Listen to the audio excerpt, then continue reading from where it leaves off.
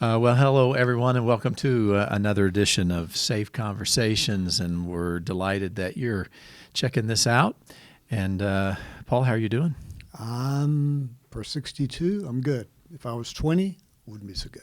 I Good for understand 62. that. I really like the gold shirt, and I like how we coordinated very much. So we're ready to go today. I called, remember? Oh, that's right. You didn't That's pick right. up. I didn't pick up on that. Yeah. Hey, we're going to tackle a big subject today. Yeah. As we talk about the subject of emotions. Well, that's a big subject. I don't know how many of these we'll do. We'll just kind of go along and see where it takes us, because when we take a look at what's on the inside, I know for me, Paul, I think most of the biggest problems that have been created in my life, well, when I say have been created, usually I make them worse, either outside circumstances or I create them myself, all center around my emotions. Yeah, they are, as we talk, they're very, very central. But an interesting thing is in psychology proper, they were greatly minimized for a couple of decades. For more of a cognitive approach. So it was not so neurologically informed. What we have today and what I'll bring to us is more of a neurological informing of what emotions are, how they work, and how they function. There was a period of time they weren't emphasized. I think in the culture, the male culture I grew up in, it was not an emotional culture. No, not at all. And I think back to my father's generation. Mm-hmm. And before him, there was, I never remember sitting around having a conversation about letting my emotions out, or how do I feel, or how did that make you feel. More of it was about stuffing that. Well, I began to read the Bible looking for emotions, just observing the text. And Paul said to Timothy, I long for you. Yeah. That's just not what I say to guys.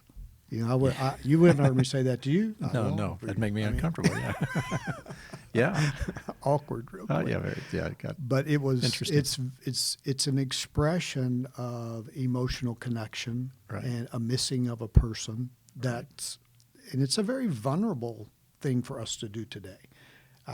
Obviously not so much in Paul's day.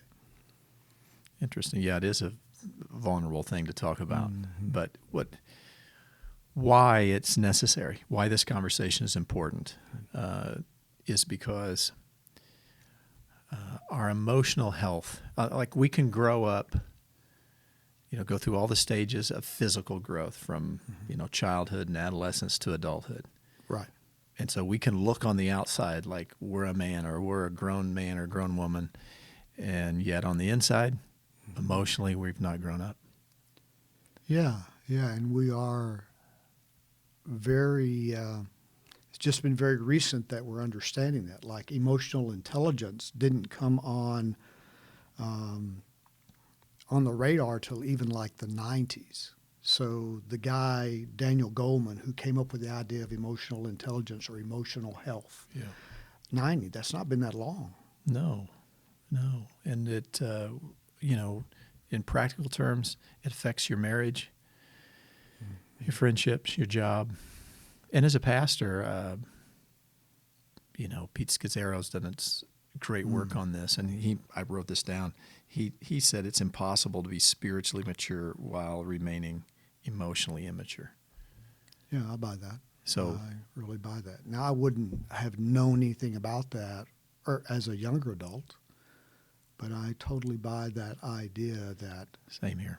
It also has an impact on the felt sense of God. Because people can have very strong cognitive ideas and constructs, ideal systems about God that you can argue and you can debate. But when you move down to the felt sense, the idea of I feel God close, or I have a sense of God, that's always going to engage the emotional self. Yeah, and then that would obviously apply to our our human relationships. Yes, yes, yeah. Human relationships, relationship to God, felt sense of another is it's a very rich gift to have bestowed on you as a child, for those who have it. So let's jump in and let's just start discussing emotion. So somebody that's listening to us right now is saying, okay, how does this impact me? How's this going to help me? How's this going to make any kind of difference? Yeah. How do we talk to them? Well, Daniel Goleman is the guy, if someone wanted to look that up on the web, that did emotional health, emotional intelligence before Scazzaro, a Christian, sort of gave us a glimpse into that from a Christian view. But Goleman would say that the best predictor of a satisfied life and a productive life is emotional intelligence, not IQ. He would state it that strongly if you're looking at life satisfaction and having an effectiveness in life. Okay, I was just thinking, maybe let's do it this way, Paul. Let's go back into our childhood then, and let's begin to discuss, because I think by doing this, we're going to allow ourselves to look back, and then we have children, grandchildren, and such. And this will help us as we go forward. So we're talking about the emotional development of a child, and the neurological aspects of that that have been discovered. So let's talk about that a little bit. You're bringing home the infant, and obviously we're concerned about its physical health. Yes. And we're tending to its food and all of those kind of things. But how does one tend to the emotional health? How does that even start developing? So, yes. Yeah, what I would start with is I'd like the people that are watching and listening to know that the child, the part of the brain that's connected to emotions is active, I believe, in utero before the child's born. Some researchers would agree with that. Then they would say that up to about 18 months to 2 years, that is the most active part of the brain. And what we would call the cognitive brain is latent and asleep. So your earliest foundation in life is an emotional foundation. That's what the neurological research has done with attachment theory and things like that. So now we know that this little bundle of joy is picking up reality, not from words, but from your emotional sense. They are literally picking up, I would say, nonverbals, voice tone, facial expressions, body language, and there's this intuitive sense they have that's a little bit unusual. They literally pick up who you are in a clearer sense than we do with our cognition, because our cognition distorts what we see. So they are picking up, for instance, an anxious mother. The child picks up that anxiety, has no word for it, no sense of it, but in their little bodies and in their emotions, it's encoded into a neurological network. And here's the kicker. When people are thinking about how do I benefit from talking about emotions, that network is what they build their whole personality on. Now, whether they're one that learns to two extremes, a rigid block the emotions out, they might learn that in childhood, or they might learn it's a chaotic over experience of feelings. So they could go either, and there's probably a balance in between. I just don't know anybody that does that very well, So those sort of rigid, I'm not going to feel, and that child would have learned there's no value in that. I don't get kudos from mom and dad. No one's reflecting emotions to me. No one's talking about I like the spiritual language of my interior life. Because a parent can do that. Now, I didn't learn that as a child. I'm an adult who's learning that. Yeah. So the child then is growing up in a home, and would it be fair to say, well, let me go here. Does personality type play into this? You know, because everybody seems to have a different personality type, you know, genetically, I suppose, and they're going to be predisposed a certain way. So does that impact how they sense the interior world? There are people that I would call them highly sensitive people, meaning their emotional radar is more intense. There are people that have less of that, but all of those people can learn emotionality as an infant and a child. They are already emotional. Watch them when they cry, watch them when they laugh, watch them when they're having fun, watch them when they explore. You're going to see tons of surprise expressions, fearful expressions, because that's the core of who they are. So when we come to Christianity, one of the things I've learned now that was inaccurate is I was taught to be cautious of my feelings. Like, I remember a book title from a Christian author, Emotions, Can You Trust Them? And I think it may have been James Dobson way back in the day. So there was this mistrust because we had no way of understanding how those things work. Now we understand that they're foundational. As a matter of fact, nobody would ever be motivated if there were no emotions. Emotions, whether they are scary, you know, I'm going to put fear in you, or I'm going to be optimistic and invite you to do something in a more positive way. Motivations move people. We know if we shut down the emotional part of somebody's brain, they're almost like a blob. There's no motivation. So it's, in the benefit, it's a very powerful thing to harness in Christ to use for the benefit of the self and the kingdom of God. So as the child grows and enters into, you know, preschool age, elementary age, I'm guessing then that other factors are now introduced to the environment that's going to impact their emotional stability.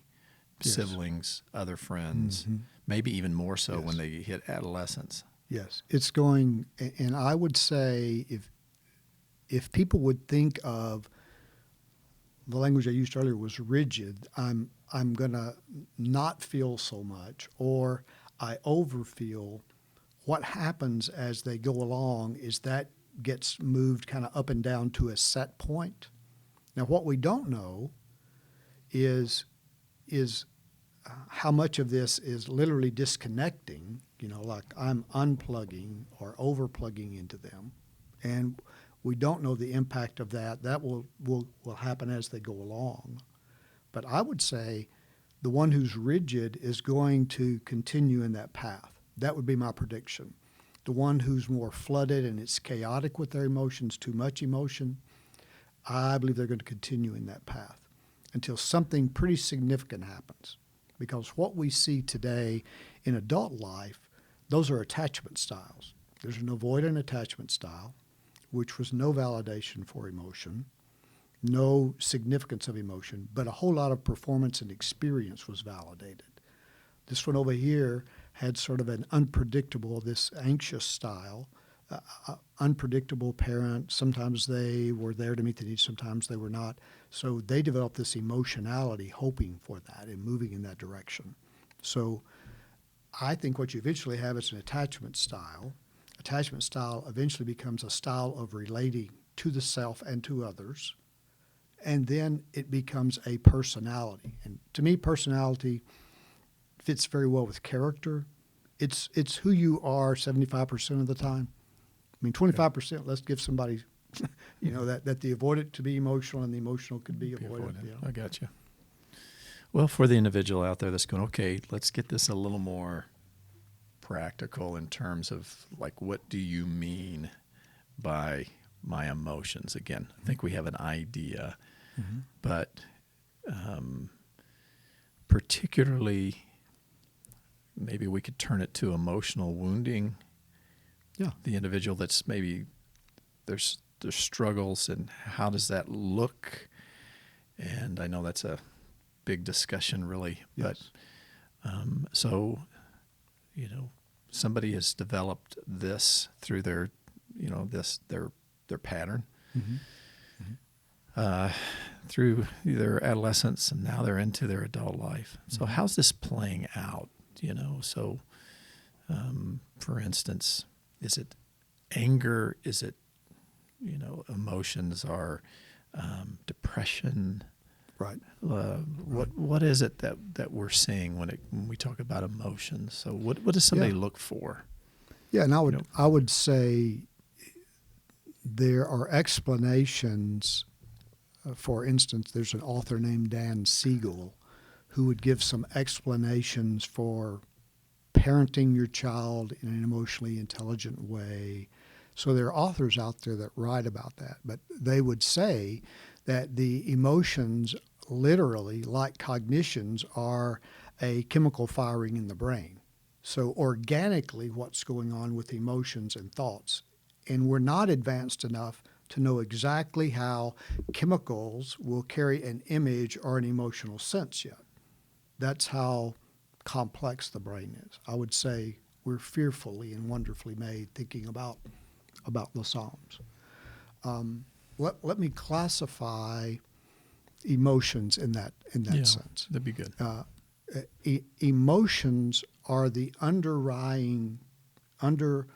undercurrent for cognition and behavior. Now, and I would say underneath emotions, there's actually a body sense. So the body carries the deepest emotions. If I were working with a trauma survivor, I would ask them to notice their body. Yeah. Are the shoulders tight? Is the stomach uncomfortable? Is there a discomfort in the body, the arms, the legs, something like that? So you've got this deep level in the body. Now, because our culture has not we were not taught to reflect on the self, the experience of the self. Now, I might reflect on the experience of you, but this interior life, so the body, the emotions, then there's a more cognitive behavioral component that's expressed. So self-reflection, it would be just a bit of a side note to people. That's what you're going to need to do to get at your emotional, cognitive, body sense type life. There are 6-ish emotions that are agreed on that they would show up in any culture in nonverbals the same way. So when someone shows disgust, like the lip coming up, that's common, whether it's a primitive culture or it's within our culture. Okay. So they've done studies where they would just have these nonverbals, and all these cultures get what that is. So there are emotions that they call approach emotions. So the happy, joyful is an approach emotion where you would move towards somebody. Curious, you'd move towards somebody. And anger would be one where you would move towards somebody. So they're those approach emotions. Avoid emotions are like shame. Yeah. People that are experiencing shame don't move toward others. Actually, the shame says move. What we need to do is move toward others in a healthy way, but it tends to move us away from others. Sad is also another one Very good. that moves us away, kind of an abandonment, lonely, would distance us from others. Yeah, I've never heard it put that way. Approach and Yes. non-approach, did you say? Engage, disengage. Yeah. Yeah. There also, though, I would say to you, there are secondary emotions, if you think of the first floor of a house, that keep people from experiencing the more painful primary emotions. And anger and many of its derivatives are that. Frustration, passivity. Those are secondary. Those are secondary. Yeah. And if you stay up there, you're never going to have a deep change experience. Because really, if I have an experience that hurt me, I can reflect on why it hurt me, or I can get angry and just focus on what happened to me. Yes. And that keeps me from dealing with what's happening inside me. Yes. Anger kind of does that. Okay, so a secondary emotion. Well, let's do this. Let's just just stop right here for this lesson. And then I would like to, next time, we'll talk a little bit about maybe we'll get into those primary and secondary type of Yeah, emotions and be great. help somebody do it, maybe a checkup. Maybe they can Yeah. kind of self-reflect Sure. a little bit. So, Sure, be good. all right. Thank you, everybody.